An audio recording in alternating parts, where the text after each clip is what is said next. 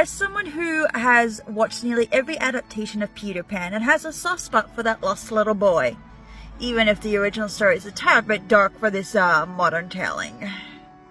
Thanks, Disney. No, look, so when it was originally written, it was a dark story that can be interpreted as death, essentially in a bottle. But then you watch this 2023 version, which was originally supposed to come out about a year or so ago, but COVID had other plans. It was like, hey, you don't get to finish your film. Anyway, now that it's out, I finally had a chance to watch it. And, well, yeah, it's a pretty forgettable Peter Pan storytelling. Yes, okay, it's more about Wendy and Peter and the Lost Neverland, right? But there is so many things that you can see in it that you're like, no. Okay, so first up, in the first few moments of the story, you can already tell it's a different version. You can already see that Wendy is a lot more adventurous than her previous counterparts. You can also see that the children know a lot more about Peter Pan. To them, Peter Pan is a nursery story. To them, Peter Pan is a bedtime story. To them, they know of Peter Pan. They know of Tinkerbell. They know of Captain Hook. They know of Neverland. So you already get a sense of like, okay, well, what's the point of watching this if you already know the story? Because we already know the story. Give us something refreshing. But then it also shows you that Wendy is supposed to be off on her own little adventure. She's supposed to go to boarding school. Instead, Peter comes in through the night and whisks her away. But what I'm used to, and I think this is more the fact that what I'm used to, is that I'm used to seeing them tiptoe around Peter Pan and Tinkerbell and the three children not knowing who they are. Sorry, apologies. So, with them, in the previous tellings that I'm used to, is that Peter Pan and Tinkerbell sneak into the room and kind of whisk the three children away. But because the three children know who they are, it's not a shock to the system. It's not a surprise. It's not a, oh no, why is there a strange little boy in my room? It's like, no, let's help this little boy find his shadow. Let's help this fairy wander around our house and not give a damn. Yeah, it just felt really off. And look, even with Tinkerbell, look, okay, so this may be white privilege showing itself, so I do apologize. But even though I'm used to the blonde hair, white little fairy, I don't care that she's black. Yes, I'm used to it, but I don't care. Tinkerbell can be whatever she wants to be. But what I did care about is, why is Tinkerbell not wearing shoes? The whole point of Tinkerbell's outfit is she's wearing shoes. So, like, where's her shoes? That's the thing I am mad about. Where's Tinkerbell's shoes? Another thing I am mad about when it comes to Tinkerbell is that in previous storytellings of Tinkerbell, she's a fairy who is adventurous. She's a fairy who's silly, who's playful, who's very, I guess, fun to watch on screen.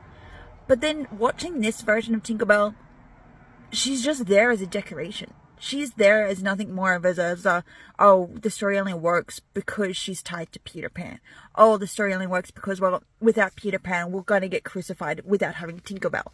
So she isn't there for the right purposes. She feels just shoved into the story and forgotten about.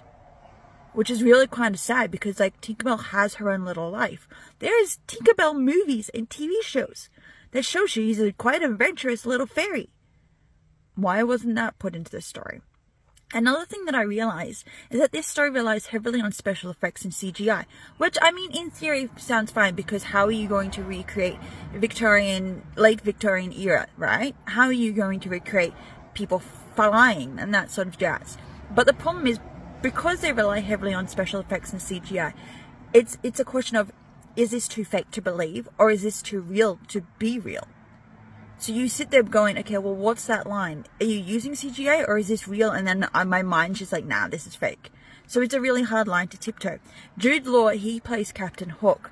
I have a small problem with Jude Law. For some reason, I don't like him. I don't know why. I've seen a lot of films with him in, and he's not for me, and I can't figure out why I don't like him.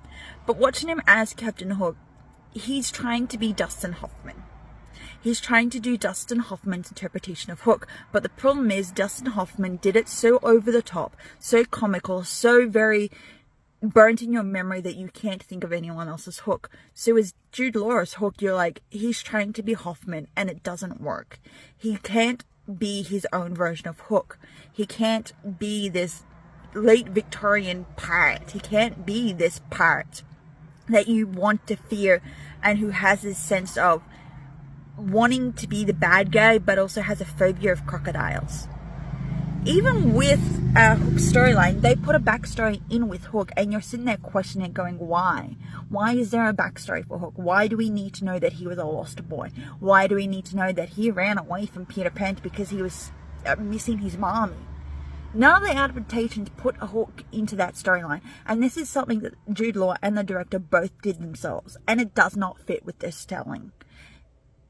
Another thing that I hated, the Lost Boys. The Lost Boys are literally called the Lost Boys, so why are they unisex? That isn't needed in this story.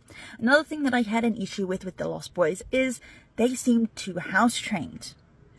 The whole point of Lost Boys is that these are little boys who are lost in the wilderness. The little boys who are adventurous, who climb trees and have no fear.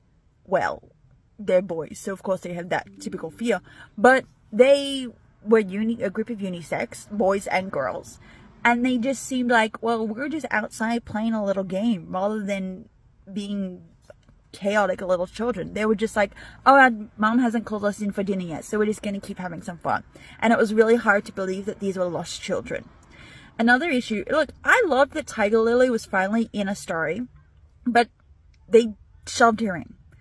I get that they were using Tiger Lily as a point of, well, look, Native Americans ain't savages, but like, she was lost in this story. And when she was on screen, it almost felt like she was trying to steer the story towards Tiger Lily rather than towards Peter Pan. So you're watching almost two different storylines. And it was a waste because I'm like, she could have been valued so much more. But you wanted to use it as a point of Native Americans aren't savages. And it was like, okay, we know they aren't, but you're doing this wrong. Give her a bit more time to stretch her wings and fit into the story. Look, for me, Peter and Wendy feels like it's trying to be modern while disguising itself as a backdrop of the late Victorian era, and it doesn't work.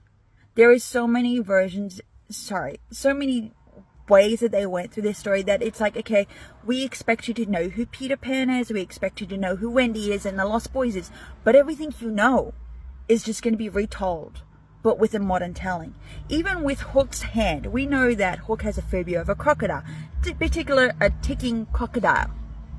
They kind of made it seem a bit weird. They forced in the ticking crocodile, but for all the reasons that it didn't need to be in there. So there is more things to hate about this story than actually to like about this story. And I get that in the versions that we are so accustomed to, that Wendy's mother, so Wendy Darling, Mama Darling, is the one who knows of Peter Pan. And she's supposed to pass that storyline down to her children. But I feel like everything in this story is just so forced, and it doesn't flow as natural as you think it should. The thing about Peter and Wendy is that it's going to be a forgettable story version of Peter Pan. We remember Finding Neverland. We remember the various adaptations of Hook. We remember the book, which is a lot darker than Disney likes us to believe. But this just does not work. And it really sucks because I was having high hopes. I was like, it could work. I would love an adaptation. Or at least a new one anyway, after how many decades? But no, this sadly does not work as a Peter Pan story. Even if it's more centered around Wendy and Peter.